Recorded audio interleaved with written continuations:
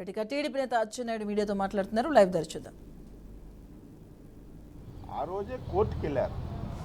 కోర్టుకు వెళ్తే manual valuation చేయమని చెప్పి ఆదేశాలు ఇచ్చారు. ఎప్పుడు కూడా దొంగతనం చేస్తే ఎప్పుడు దాగోదది. 3 సార్లు వాల్యుయేషన్ చేశారు. 2 సార్లు మాన్యువల్ వాల్యుయేషన్ చేశారు, ఒకసారి డిజిటల్ వాల్యుయేషన్ చేశారు. కోర్టుకి ఏం చెప్పారు? చెప్పాలి కదా వాస్తవాలు. ఒక ఐపీఎస్ ఆఫీసరు పబ్లిక్ సర్వీస్ కమిషన్లో సెక్రటరీగా పనిచేసిన వ్యక్తి కోర్టుకి అబద్ధం ఆడాడు. ఉరి తీయాలి, ఇలాంటి ఆఫీసరు శిక్షలు వేయాలి. 3 సార్లు వాల్యుయేషన్ చేసి ఎఫిడవిట్లో మేము 2 సార్లే చేశామని చెప్పి తప్పుడు ఎఫిడవిట్ ఇస్తే కోర్టు దాన్ని గమనించి మొత్తం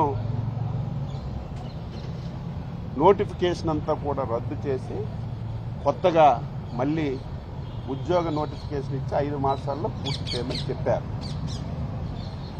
ఈ ముఖ్యమంత్రికి సిగ్గుందా? ఉరి తీసుకోవాలి. ఇదేంటిది? ఏదో చిన్న కార్యక్రమం కాదు. లక్షలాది మంది నిరుద్యోగ యువత జీవితాలతో నువ్వు ఈరోజు ఆడుకుంటున్నావు. సిగ్గు లేకుండా కోర్టు ఇంత దారుణంగా మీరు తప్పు చేశారు. డిప్యూటీ కలెక్టర్ని ఒక్కొక్క దాన్ని 2,50,00,000 అమ్ముకున్నారు. డిఎస్పీ పోస్టుల్ని 1,50,00,000 అమ్ముకున్నారు. ఇందులో మ్యానిపులేషన్ జరిగింది, అవినీతి జరిగింది. ఇది చెల్లదని చెప్తే సిగ్గు లేకుండా ఎగ్గు లేకుండా మళ్ళీ మన డబ్బుతోనే అప్పీల్కి వెళ్తామని ఈ ముఖ్యమంత్రి మాట్లాడాడంటే ఈ రాష్ట్రంలో ఏం జరుగుతుందో యువకులందరూ ఆలోచించాలి.